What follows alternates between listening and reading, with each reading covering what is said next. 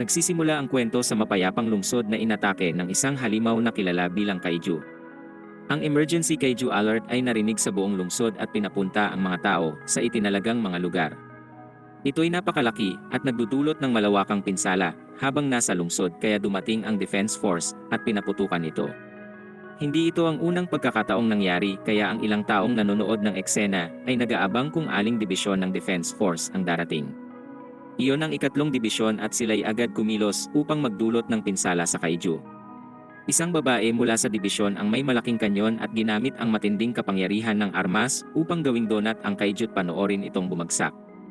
Pagkatapos, ang lalaking si Kafka ay namangha sa kung gaano kalaki ang halimaw. Ang mga bahagi ng katawan nito ay nagkalat, kaya sinabi niya sa mga kagrupong tiyak ay kailangan nilang magtrabaho ng mas matagal. Ang mga mamamayan ay pinuri ang ikatlong dibisyon sa pagtatapos ng misyong walang pumanaw. Dumating si Kafka at namangha sa dami ng taong nagtipon, at habang ang mga bayani ay naglalakad palayo sa halimaw, si Kafka ay lumapit rito dahil ang trabaho niya ay nagsisimula pagkatapos ng laban.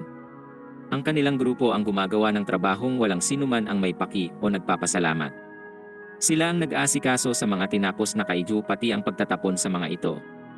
Ginawa yon mismo ni Kafka at nilagay ang sampol ng halimaw sa drone.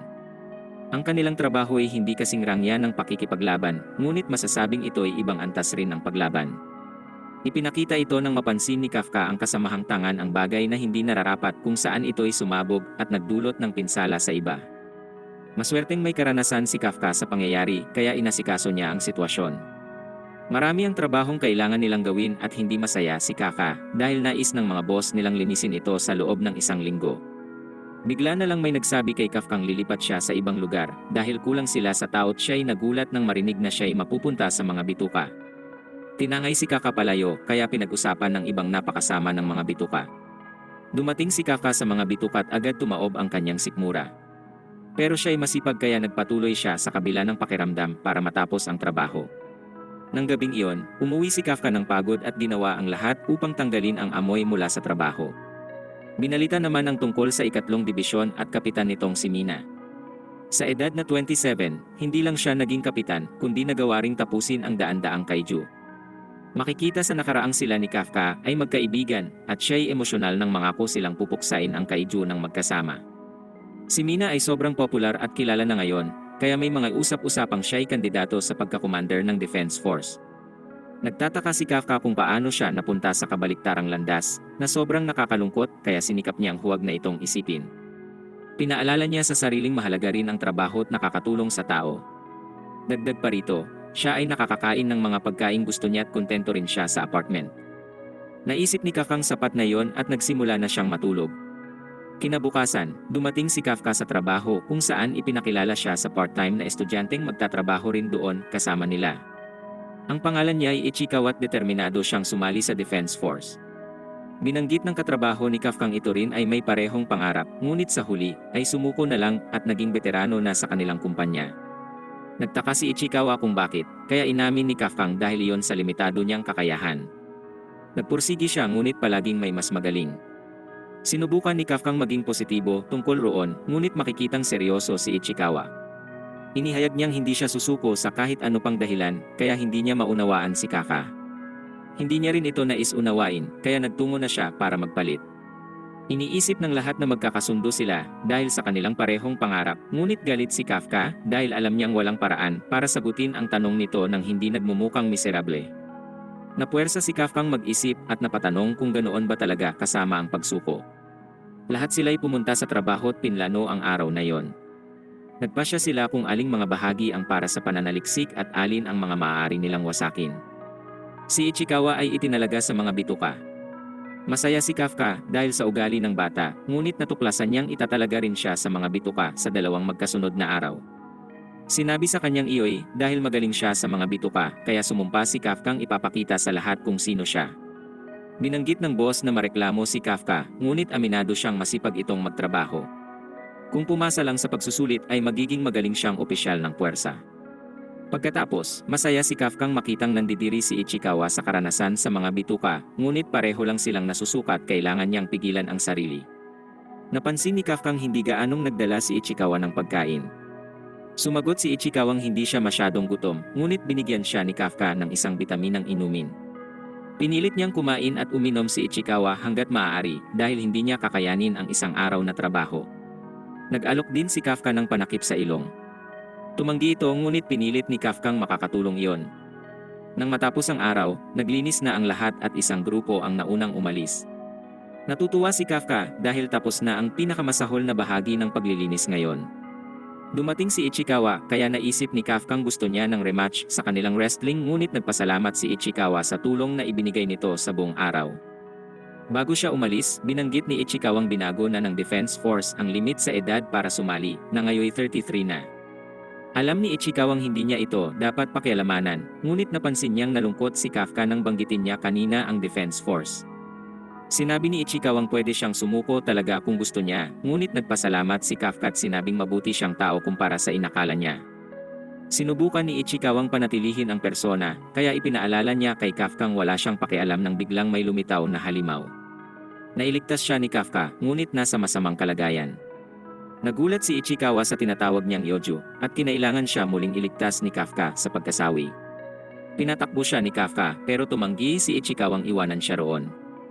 Pinaalala ni Kafkang dapat siyang sumali sa Defense Force, ngunit hindi niya magagawa yon kung masasawi siya. Muling inutos ni Kafkang umalis na siya, kaya tumakbo na ito. Nagawa ni Kafkang magpahabol sa nakakatakot na halimaw sa mga kalye habang bahagyang naiiwasan ang mga atake nito. Sandali siyang nakatakas nang pumasok siya sa isang makitid na gusali at makatalon sa isang bintana. Makikita sa nakaraang parehong nawalan ng mga paaralan at tahanan si Kafka at Mina. Galit si Kafka sa mga kaiju pero dahil lang hindi niya natapos ang laro niyang Pokemon. Dismayado si Minang marinig na yun lang ang iniisip niya, ngunit si Kafka ay nagpapakita lang ng positibong pananaw. Ngunit kay Mina, siya'y malungkot sa pagkawala ng pusang si Miko. Naging seryoso sila habang tinitingnan ang lahat ng pinsalang idinulot ng mga kaigu at sabay na nagpahayag na sila'y sasali sa Defense Force. Nagtuksuhan ang dalawa sa kanilang ideya dahil pareho pa silang bata, ngunit sa huli ay nagkasundo silang magkumpetensya kung sino ang magiging pinakamagaling na opisyal. Sigurado si Kafkang kaya nila yon at inihayag na magkasama nilang pupuksain ang lahat ng mga kaiju. Sa kasalukuyan, napagtanto ni Kafkang hindi dapat nauwi sa ganito ang mga bagay. Ngunit kailangan niyang magpatuloy sa pagtakbo dahil patuloy ang halimaw sa paghabol sa kanya. Nagpasya si Kafkang labanan ang halimaw at dineterminang dapat atakihin ang mga binti nito. Sa kasamaang palad, wala siyang nagawa dahil agad siyang sinugod ng halimaw at napaisip si Kafka kung bakit siya nauwi roon. Sumigaw si Kafka habang dinudurog siya ng halimaw at hindi na makagalaw dahil sa nabali niyang binti. Nawalan na ng pag-asa si Kafka nang ang halimaw ay kakainin na siya, ngunit biglang lumitaw si Ichikawa upang iligtas siya. Tinawag siya ni Kafkang uslak, ngunit sinabi ni Ichikawang inabisuhan na niya ang Defense Force. Ang ibig sabihin ni Kafka ay uslak siya sa pagbalik, ngunit pinunto ni Ichikawang kung iniwan niya si Kafka, ay hindi siya kailanman magiging opisyal ng Defense Force. Biglang bumalik kay Kafka noong tinanggihan siya ng Defense Force kung saan ang kanyang mga pangarap ay nawasak. Sinumpa niya ang sarili sa kawalan ng silbi, habang si Ichikawa ay dinudurog ng halimaw. Galit si Kafka dahil wala siyang pinagbago. Hindi niya naprotektahan ang pusa ng kaibigan at ngayon hindi niya maprotektahan ang bata. Ang inis ni Kafka ay nagdulot sa kanyang mapasigaw sa galit habang si Ichikawa ay malapit ng tapusin ng halimaw. Ngunit ang halimaw ay biglang sumabog at nagkapira-piraso na ikinagulat ng dalawang lalaki. Isang babaeng boses ang naghayag na ang target ay napuksa at nagulat si Kafka nang nakita si Minang dumating kasama ang iba pang membro ng ikatlong dibisyon. Inatasan niya ang ilan para asikasuhin ang mga sugatan habang naghahanap siya ng iba pang Yoju. Makikita si Kafkang nasa masamang kalagayan at pawala na ang malay. Kinagabihan sa ospital ng Yokohama, namangha si Kafka sa kung gaano kahusay si Mina. Nagawa niyang puksain ang nakakatakot na halimaw sa isang iglap kaya naisip ni Kafkang siya'y nasa isa ng lugar na hindi niya kayang abutin. Iniisip ni Kafkang siya'y nag-iisa, ngunit nagulat siya nang malaman niyang si Ichikawa ay nasa tabi niya. Pinunto ni Ichikawang kung hindi siya sinagip ni Kafka at sinabihang tumakbo palayo, ay tapos na rin siya. Nagulat si Kafka nang sabihin ni Ichikawang siya'y astig, at naalala ni Kafka ang kompetisyon kay Minang maging pinakamagaling na opisyal. Iniisip ni Ichikawang dapat maging opisyal si Kafka, ngunit inihayag na siya pa rin ang bahala. Sinuntok ni Kafka ang sarili upang makalabas sa negatibong pag-iisip habang iniisip kung gaano niya katagal pipiliing maging uslak. Nagpasalamat siya kay Ichikawa at sinabi sa batang mabuti itong tao. Ngunit hindi pa rin niya iniisip na masamang sumuko, pero hindi rin naman magandang linlangin ang sarili.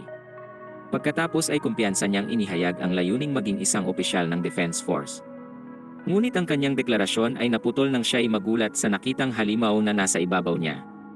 Ang bagay na ito ay sinabing natagpuan na siya, at sumalaksak sa bibig ni Kafka.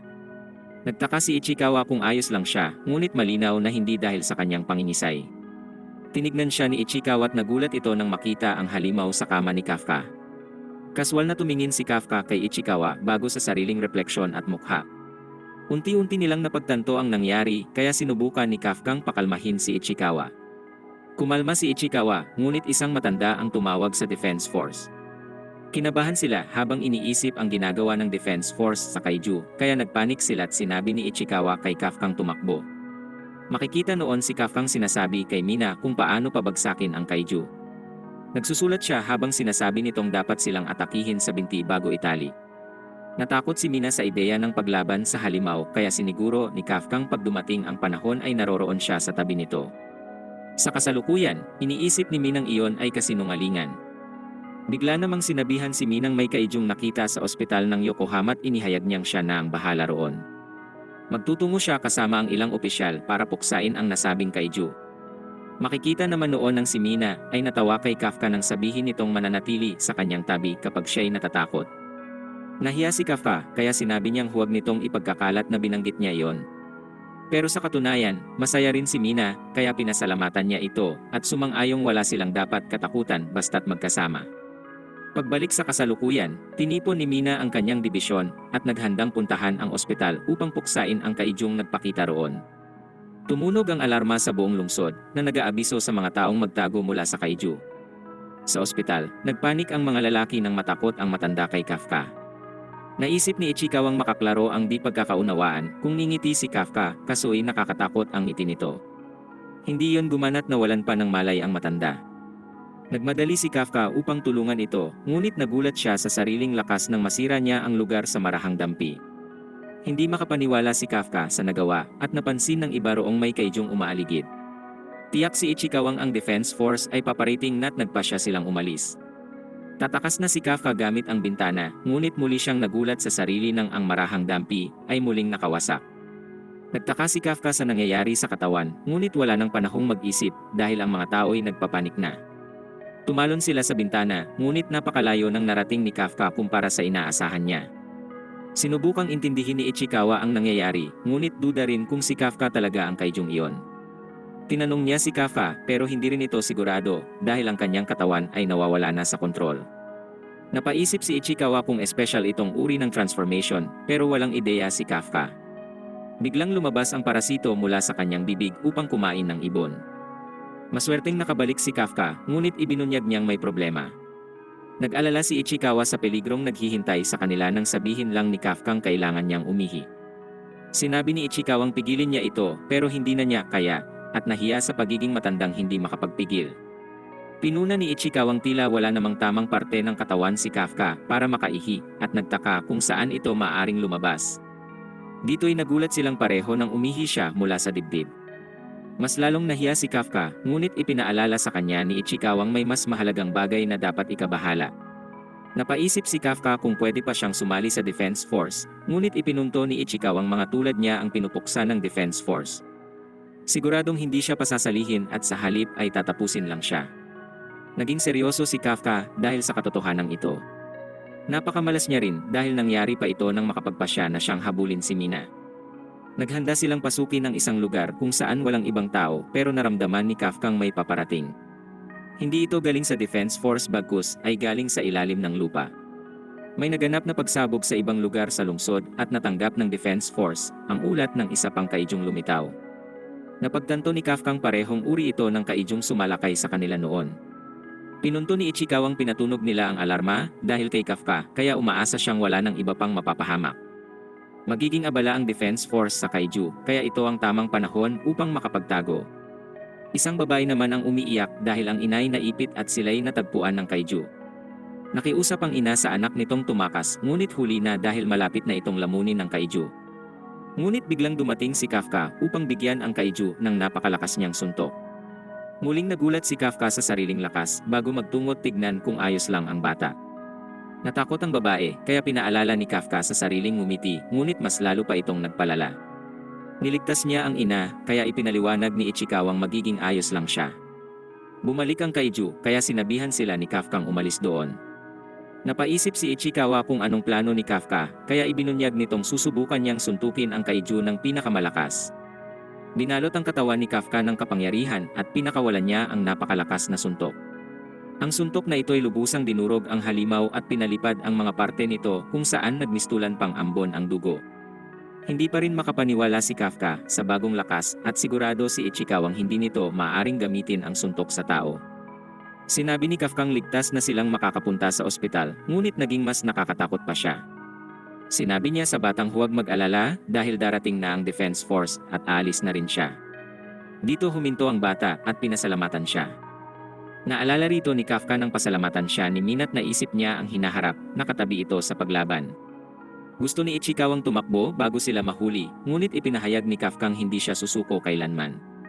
Ipinakita niyang muli ang mukha at sinabing dapat siyang pumunta tumayo sa tabi ni Mina. Agad namang dumating ang Defense Force doon at nagtaka kung anong nangyari sa lubusang winasak na kaiju.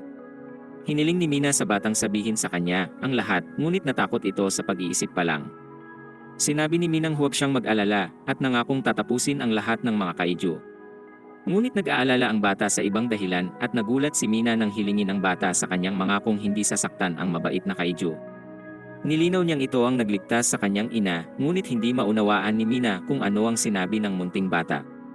Makalipas ang 3 buwan, pinakita sa balitang ang Defense Force ay nagbigay ng code name sa di kilalang kaiju. May larawan sila mula sa salaysay ng mga saksi, at tinawag nila itong Kaiju number 8. Ang lahat ng kasamahan ni Kafka sa trabaho ay iniisip lang na marahil patay na ang kaiju.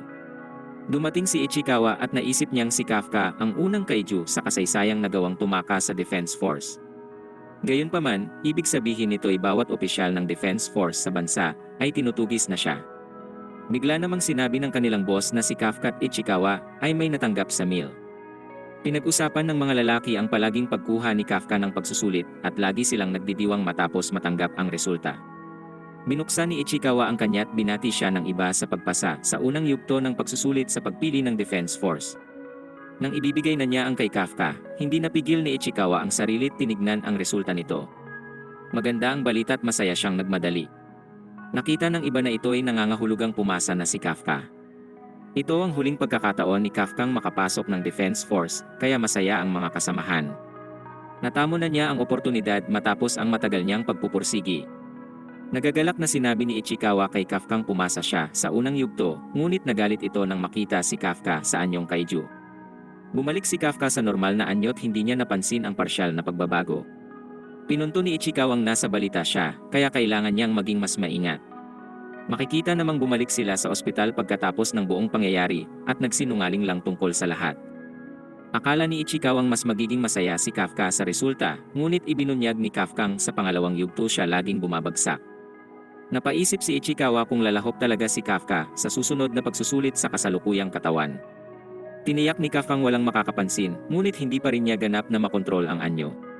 Pinunto ni Ichikawang ang unang yugto ay isang simpleng written test lang ngunit marami ng opisyal ang nasa paligid sa pangalawang yugto. Ito'y mapanganib dahil tatapusin nila si Kafka kapag nakitang siya'y isang kaiju, ngunit inihayag ni Kafkang lalahok siya sa pagsusulit anuman ang mangyari. Nagpapakahirap siya sa nakaraang 3 buwan at iyon na ang kanyang huling pagkakataon dahil siya'y 32 na. Determinado rin si Ichikawa kaya sinabi niyang kahit ano pa ang mangyari kay Kafka ay hindi rin siya atras. Nagkasundo silang kung magpapatuloy ay gagawin nila yon bilang mga magkaribal. Kaswal na kumuha si Kafka ng mainom ngunit nahirapan siyang buksan ang bote ng tubig. Nag-transform siya at nawasak ito gamit ang matinding lakas kaya binawi ni Ichikawa ang lahat ng kanyang sinabi.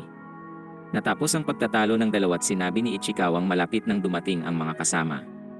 Masaya pa rin si Kafkang pumasa siya sa unang yugto at inihayag niyang oras na para sa kanyang laban kontra sa pangalawang yugto ng pagsusulit. Makalipas ang 10 araw, dumating sila sa Tachikawa base ng Defense Force para sa exam. Nakapunta na si Ichikawa sa ibang base ng Defense Force ngunit di hamak na mas malaki ito. Ang lugar ay kabahagi ng Self-Defense Force Garrison, kaya may mga sundalo sa bawat sulok. Pinunto ni Ichikawa ang mga bagay ay mas mapanganib dahil kung magte-transform si Kafka, ay katapusan na niya sa loob lang ng ilang segundo. Nagdatingan ng iba pang mga aplikante, kaya inihayag ni Kafka ang oras na. Gusto na niyang pumasok kahit maaga pa, ngunit may babaeng nakakuha ng kanyang atensyon nang tawagin siya nitong matanda. Pinunto ni Kafka 32 pa lang siya, ngunit sinabi ng babaeng matanda na ang ganoong edad. Inutos nitong ilipat ang kanyang truck, ngunit sinabi ni Kafka marami namang ibang pwesto. Nagpumilit ito dahil swerte sa kanya ang 5 sa araw na yon. Sawa na si Kafka sa makulit na babae, kaya inihayag niyang ituturo dito kung ano ang tamang asal. Nagulat si Kafka nang tanggalin nito ang damit at pinakita ang kasuotan bago ihayag na siya na lang ang maglilipat ng kanyang sasakyan. Nagulat sila sa kasuotan na tila nagbibigay ng matinding lakas kung saan tinaas niya ang truck sa isang kamay. Natakot sila nang itapon niya lang ito, kaya pinunto ni Kafka iyon ay sasakyan ng kanilang kumpanya. Nagtaka si Ichikawa kung sino ba siya, kaya nagpakilala itong siya ang Examini 216. Siya si Kikoru at libangan niya ang pagtapos sa mga kaiju. Sinabi niya sa kanilang tandaan iyon at nagulat si Ichikawa nang makilala niya ang apelyido nito. Pagkatapos ay tinuon niya ang pansin kay Kafka. Nilapitan niya ito't inamoy at pinuntong tila kaamoy nito ang mga kaiju. Agad ipinaliwanag ni Ichikawang bahagi sila ng unit na nag-aalis ng kaiju. Nagulat si Kikoru nang madaling itaas ni Kafka ang truck, kaya inakala niyang mayroon din itong nakatagong suot na pampalakas. Nagpakilala si Kafka bilang Examini number 2032 at dramatikong sinabi sa batang tandaan ang kanyang pangalan. Ngunit naantala ang kanyang pagpapakilala nang mapagtanto niyang kinuha ng serbidor ni Kikoru ang parking. Iniisip ni Kikorong nakakabagot ang magiging pagsusulit pero ngayoy tila interesante na. Sumumpa siyang pakikitaan si Kafka at umalis na.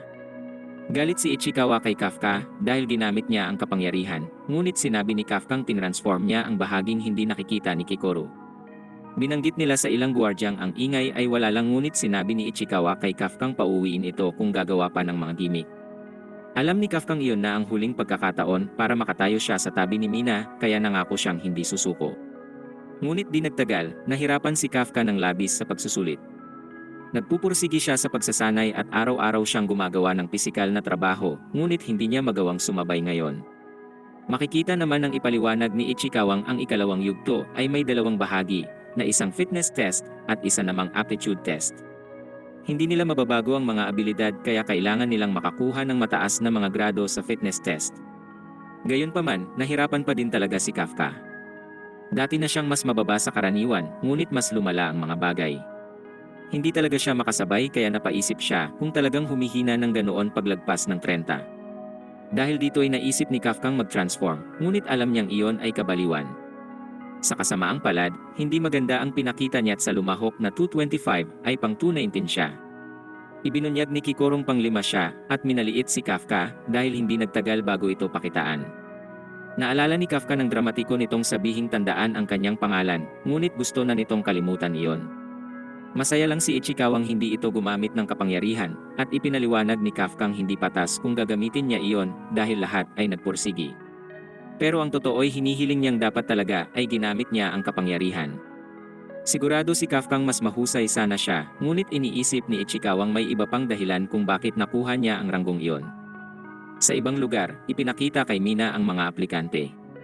Iniisip ng tauhang hindi ito interesado dahil ang nasa isip lang niya ay ubusin ang mga kaiju, ngunit nagulat ito nang gusto niyang makinig habang nagtatrabaho. Ipinaliwanag nitong si Izumo ang kumuha ng kanyang atensyon. Siya ay nagtapos na pinakamataas sa kanyang klase at siya ang inaabangan sa taon na iyon. Napansin rin ito ni Ichikawa dahil siya ang pangalawang pwesto. Sa pangatlong pwesto na may si Iharu, na valediktoryan ng malaking universidad. Ngunit ang nasa unang pwesto ay si Kaguragi, ang kinikilalang bituin ng Japan Ground Self-Defense Force. Hindi lang iyon, dahil marami pa sa mga aplikante ay galing sa mga nangungunang universidad. Karaniwan ng mga tulad nila ay layuning maging mga elite officer at hindi field agent. Ito marahil ang dahilan kung bakit nasa ilalim si Kafka at napagtanto niyang napakalakas talaga nila. Sinabi ni Ichikawang sa gitna ng lahat ng mga malalakas ay may isang taong binabantayan ng lahat. Siya ay nagtapos sa California Neutralization sa edad na 16. Lumaktaw rin siya ng baitang at naging pinakabatang nakagawa nito. Siya si Kikoru at tinatawag siyang pinakamahusay na talento. Ang tatlong nangunguna ay binabantayan siya at umaasang makakasabay. Pinunto ni Ichikawa ang grupo iyon ng napakahusay na mga aplikante, pero wala nang hihigit kay Kikoru. Sinabi ni Kafkang wala siyang ideya na sobrang husay nito, ngunit binugbog siya ng mga bantay nito sa paghawak sa kanya. Nanood ang lahat at iniisip nilang isa si Kafka sa mga panatiko niya. Tumawa si Kikoru dahil pinanis na naman ito, ngunit inihayag ni Kafkang papakitaan niya rin ito. Sa katunayan, alam ni Kafkang hindi maganda ang kalagayan, ngunit umaasa pa rin si Ichikawa. Sa nakaraang 2 taon, ang ikalawang bahagi ay pagtatapon ng bangkay ng kaiju. Gusto nilang subukin ang mga kandidato tungkol sa kaiju pati kakayahan bilang grupo. Nais rin nilang ipakita sa kanilang maraming aspeto ang trabaho bukod sa pagpuksa nito. Dahil kasama yon sa pagsusulit, pinili ni Ichikawang magtrabaho ng part-time roon. Muling nabuhayan si Kafka, kaya naman nagpasya silang isugal ang lahat sa susunod na bahagi. Dumating sila sa pangalawang lugar at nagpakilala ang Vice Captain ng 3 Dibisyong si Hoshina. Pinaliwanag niyang siya ang mamamahala sa susunod na bahagi o aptitude test. Dito'y kailangan nilang humanap ng kaiju. Nagalak si Kafka dahil akala niya ay kailangan lang nila itong hanapin upang itapon ang mga katawan gaya ng sinabi ni Ichikawa, ngunit nagulat siya nang sabihin ni Hoshi nang kailangan nilang hanapin at labanan ang mga kaiju. Nabigla si Kafka nang subukang atakihin ng isang napakalakas na kaiju si Hoshina, ngunit pinigilan ito gamit ang ilang seguridad. Si Kafka ay gulat pa rin ngunit hindi na makapaghintay ang mga ilan para sa bahaging ito. Tinawanan siya ni Kikoru kaya naisip ni Kafka kung anong nangyari sa simpleng pagtatapon. Pinaliwanag ni Ichikawang iyon lang ang nangyari sa nakaraang 2 taon at siya ay dismayado rin. Ipinaliwanag ni Hoshina na ang bahaging ito ay napakadelikado kaya gagawin nila ito habang nakasuot ng Izumo Tech Gear. Sinubukan ito ni Ichikawa at namangha dahil sinusuri nito ang sukat ng kanyang katawan at inaangkop ang hugis sa kanya. Ang gear ay naging isa sa kanyang katawan at naramdaman ni Ichikawa ang paglakas ng mga kalamnan. Ito'y mga Demon Defense Force Combat Suit na gawa sa organikong material na nagmula sa mga kaiju. Lubha nitong pinapalakas ang kapangyarihan ng may suot. Si Konomi, na operator ng 3 Dibisyon, ay sinabing susukatin niya ang kapangyarihan sa pakikipaglaban ng mga taong nakasuot ng mga gear. Kay Ichikawa ay 8%, si Izumo ay 18%, si Kaguraji ay 15%, at si Iharu ay 14%. Ito ay nagpapahiwatig kung gaano karaming kapangyarihan ng gear ang napapalabas ng isang kandidato. Kahit matapos ang maraming pagsasanay, karaniwan itong 20% at maswerte kung makakakuha sila kada taon ng hihigit sa 10%. Ang 3 kandidato ay higit sa 10% kaya napaisip si Hoshina kung mangyayari ngayong taon ang hindi pa nagaganap. Bigla namang ikinagulat ng lahat nang makita ni Konoming ang kapangyarihang napalabas ni Kikoru ay 46%. Lahat ay namangha sa kanya at napaisip si Hoshina kung nasa antas na siya ng isang pinuno ng platon. Hindi pa siya sumasali sa Defense Force kaya iniisip nilang ito'y tiyak na isang record. Dismayado si Ichikawa sa sarili dahil nasa 8% lang, ngunit ipinaliwanag ni Hoshi nang mahusay iyon para sa unang beses. Hanggat hindi 0 ang kandidato ay papasa sila at ipinaliwanag ni Hoshi nang ni minsan ay hindi pa siya nakakita ng nag-0. Pero may unang pagkakataon para sa lahat ng magulat silang muli dahil makikitang si Kafka ay nakapagpalabas lang ng kapangyarihan sa pakikipaglaban na 0%. Tinawanan siya ng lahat at napaisip si Konomi kung nagkaroon ng mali sa sistema. Sinabi ni Kafkang bigyan siya ng kaunting oras dahil susubukan niyang magpalabas pa ng kapangyarihan. Ngunit hindi napigilan ni Hoshi nang tumawa dahil hindi naman ito gaya ng paggamit ng banyo at hindi ito basta-bastang lalabas. Nagsisimula ng matuwa si Hoshina kay Kafka, ngunit iniisip niyang hindi ito papasa sa pagsusulit. Iniisip ni Kafkang baka may kung anong trick para mas mapataas ang porsyento at pinag-isipan niya ito ng maigi bago matapos ang pagsusulit. Naiirita na si Kikoru sa kanya at hiniling nitong sana ay ipakita niya ang kapangyarihang ginamit noon sa parking lot. Pumasok si Hoshina sa silid at inihayag na oras na para simulan ang huling bahagi ng pagsusulit.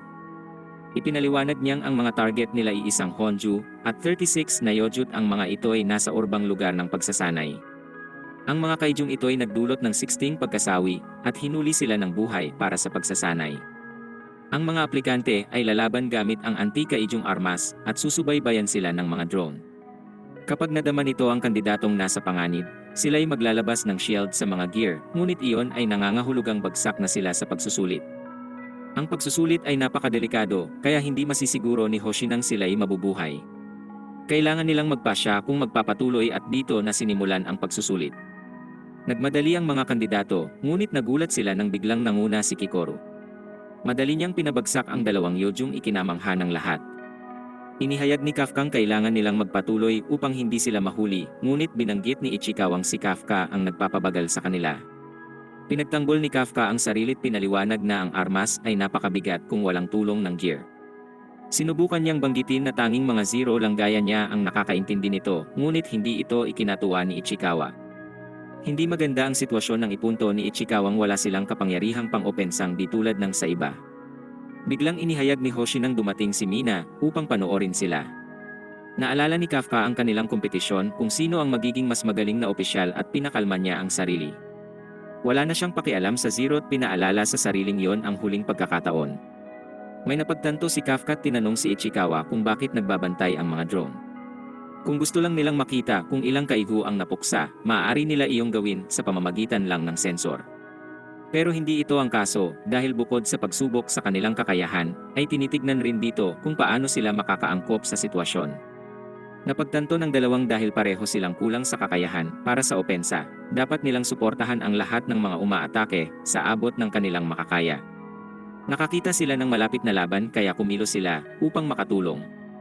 Napansin ni Kafka ang kuko ng Yoju at nakilala ito mula sa isa niyang paglilinis.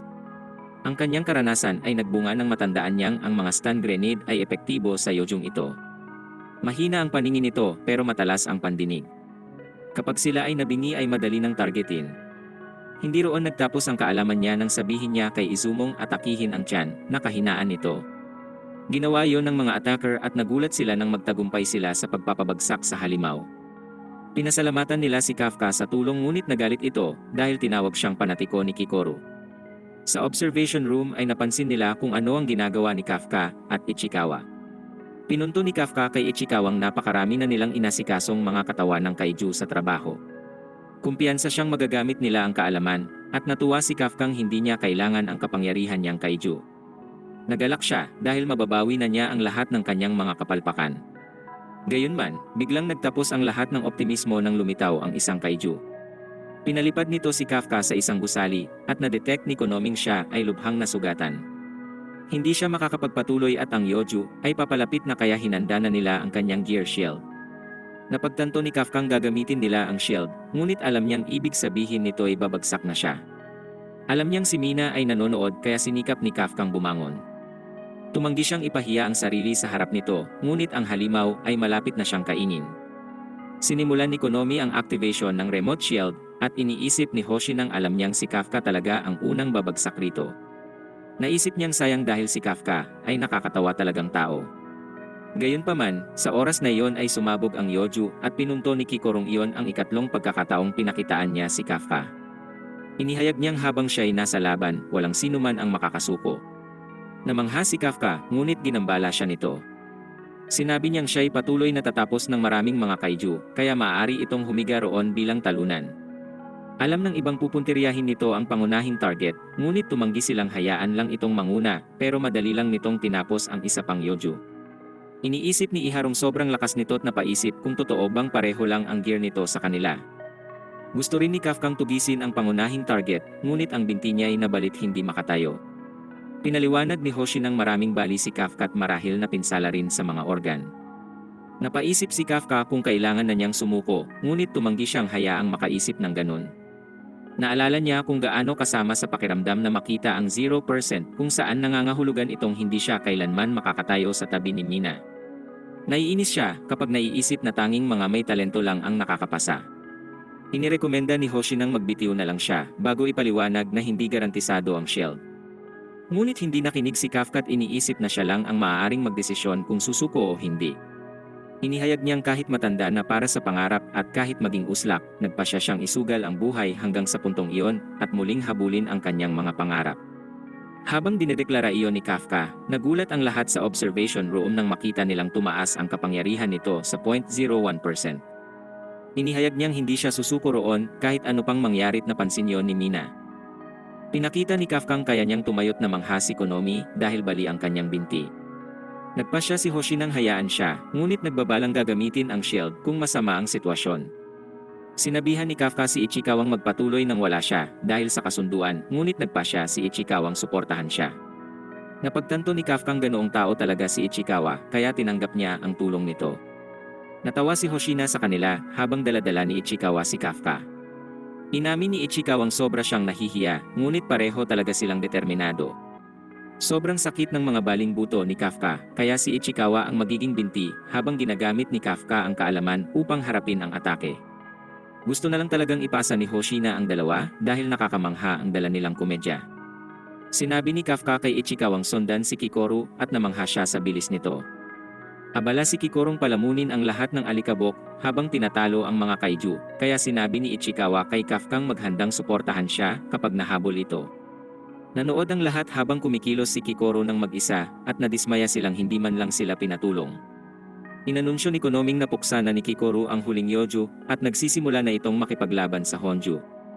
Gumamit si Kikoro ng granada upang galitin ang halimaw at dahil doon ay narating niya ang perpektong pwesto para tapusin ito. Kalmadong sinabi ni Kikorong iyon na ang huli, habang dahan-dahang kinalabit ang gatilyot na pangisi si Hoshina nang paputukan na niya ito. Nabigla si Konomi nang ipahayag nitong ang Honju ay napuksan at ang huling yugto ng pagsusulit ay tapos na. Nagulat ang lahat dahil hindi sila nakatulong at ipinahayag ni Kafkang si Kikoru ay masyadong mabilis. Kailangan na lang ibalik ni Konomi ang mga drone at ipadala ang medic sa sugatan. Nagulat si Hoshinang natapos agad ang exam kahit inabot ng maraming oras ang paghahanda nito. Namangha si Minang si Kikoru ay mas malakas pa sa sinasabi, at nagulat si Hoshi ng sobrang lakas ni Kikoru sa puntong napansin yon ni Mina. Inaasahang hindi bababa sa 30 tao ang susuko, subalit walang gumawa noon at sigurado si Hoshi nang dahil iyon kay Kikoru. Pero natural nang inaasahan ang ganito sa anak ng direktor na si Shinomiya. Tiyak si Hoshi nang magiging matagumpay si Kikoru sa Defense Force at magsisilbing pag-asa para sa bansa. Pagbalik sa pagsusulit, umaasa si Kikorong mapapasaya ang kanyang ama dahil sa pagiging perpekto sa naging laban. Nakahinga si Kikoru at nagpa siyang tawanan si Kafka, ngunit biglang lumitaw ang kakaibang nilalang sa likod niya at agad nagdulot ng malaking pinsala. Biglang natakot ang lahat ng ang mga napuksang kaiju ay biglang gumalaw muli. Bahagyang naprotektahan ni Kikoru ang puso sa pagtuon ng kanyang buong kalasag sa isang punto, ngunit nagpasya siyang makakalaban pa rin. Nabigla siya nang ang misteryosong halimaw ay nagsalita at nagtaka ito kung paano pa siya nakakagalaw. Dinetermina ni Kikorong ito'y kaiju, ngunit nagulat siya na mayroon itong katalinuhan. Nagpasya si Kikorong atakihin ito, ngunit ang halimaw ay agad sumugod ng ilang beses.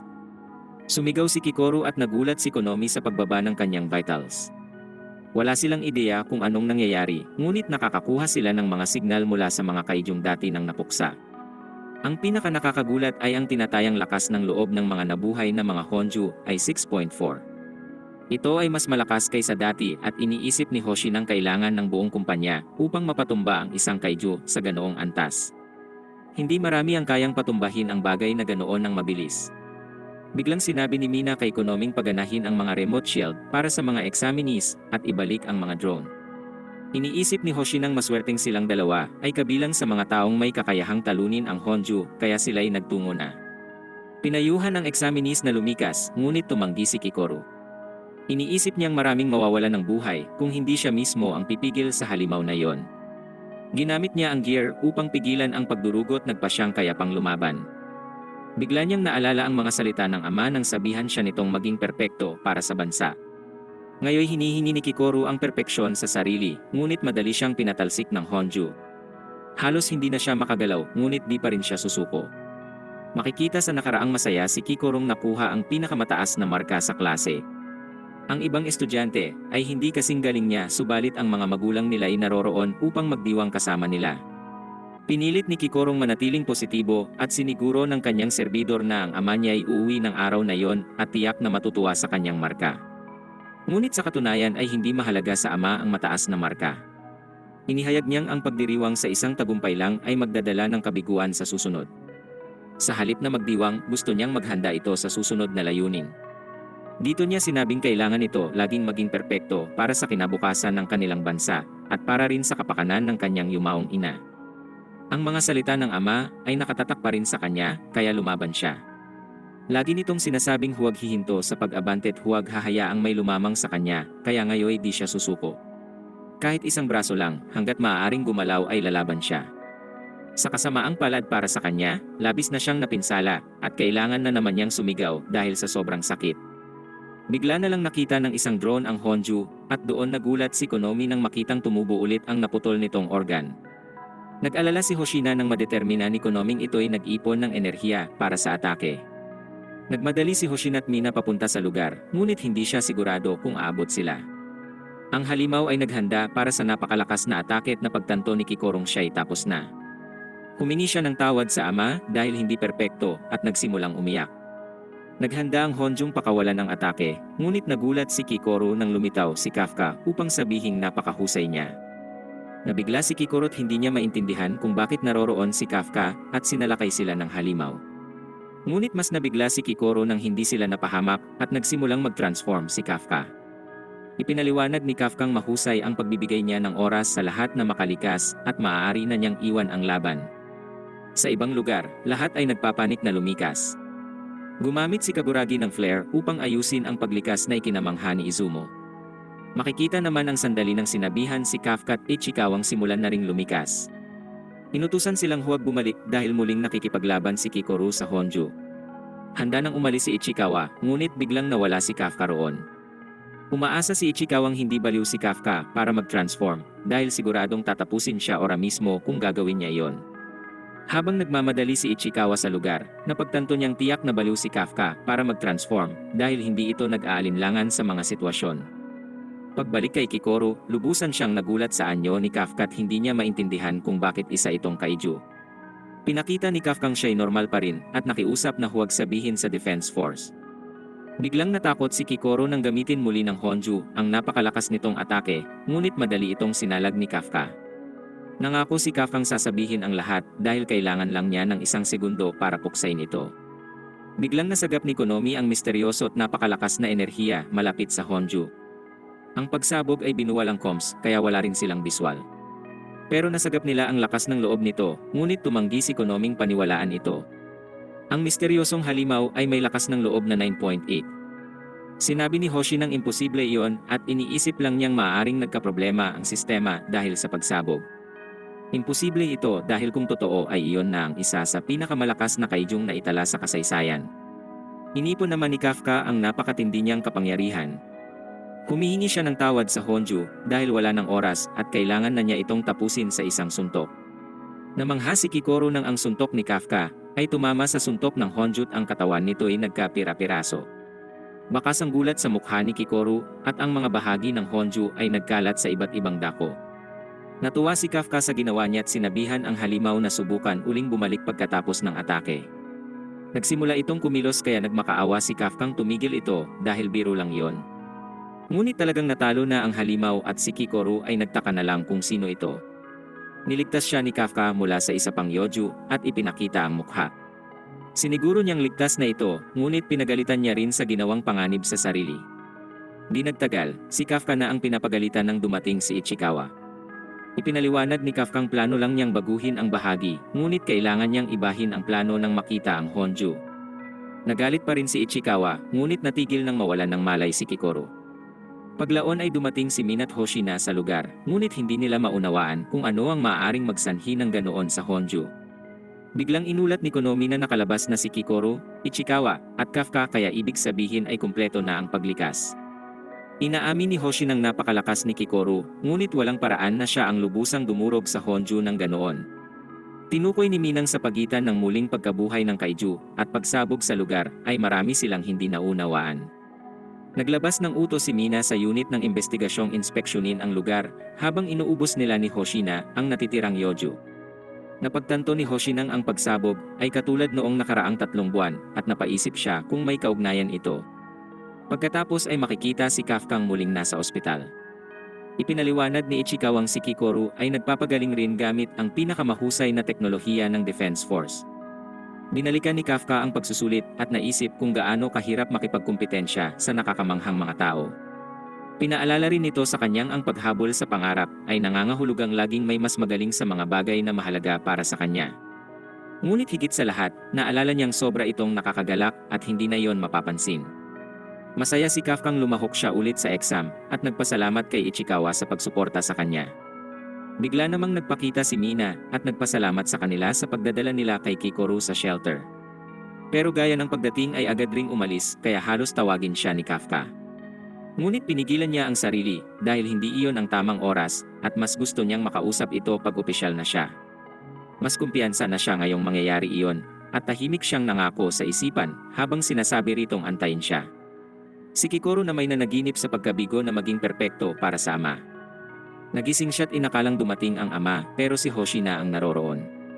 Ipinaliwanag niyang walang nasaktan at lahat iyon ay dahil sa ginawa niyang pagpuksa sa Honju. Dahil nagulat nang marinig ito, napaisip si Hoshina kung siya ba talaga ang tumalo doon. Naalala ni Kikoru ang sinabi ni Kafa, kaya agad niyang inihayag na siya ang tumapos sa Honju. Kinagabihan, isang balita ang nagpaliwanag sa nangyari sa pagsusulit at bagaman marami ang nasugatan ay mabutit walang nasawi. Sa isang banyo, makikitang nakikinig ang misteryoso at matalinong kaiju tungkol dito. Nagulat siya at nadismaya nang marinig na wala ni isang pumanaw sa nangyari. Biglang tumunog ang telepono at ipinaalala ng halimaw sa sarili kung paano sumagot. Pagsagot niya ay sinabi ng boses sa kabilang linyang kailangan ng bumalik sa trabaho. Binago ng halimaw ang anyo't sinuot ang uniforme at makikitang siya ay bagong kasapi ng unit ng paglilinis ni Kafka. Lahat ay umaasang nasa mabuting lagay si Kafka at Ichikawa matapos ang insidente at ang baguhan ay makikitang tinatago ang anyo.